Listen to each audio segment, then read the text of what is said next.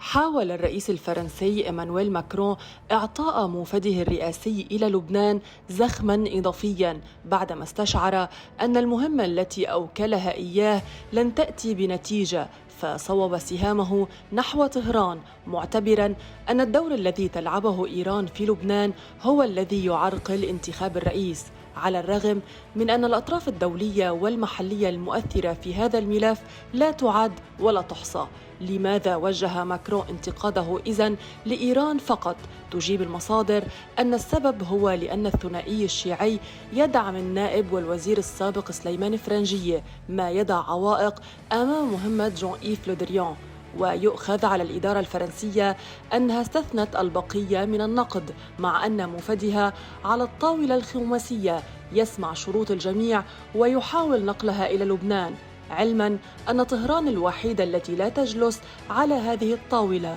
ولا تضع الشروط. وتستغرب المصادر كيف أن فرنسا لعبت دوراً في مجلس الأمن خلال جلسة التصويت لقرار التمديد لليونيفيل، وكيف تواصلت مع حزب الله لنقل ما يحدث من ضغوط إسرائيلية وأمريكية وبعض الدول العربية، وكيف تتعامل معه في الملف الرئاسي وتصوب السهام ضده وضد إيران، معتبرة أنه هو أيضاً يحاول البحث عن كبش فداء استباقاً لفشل مهمة لودريان.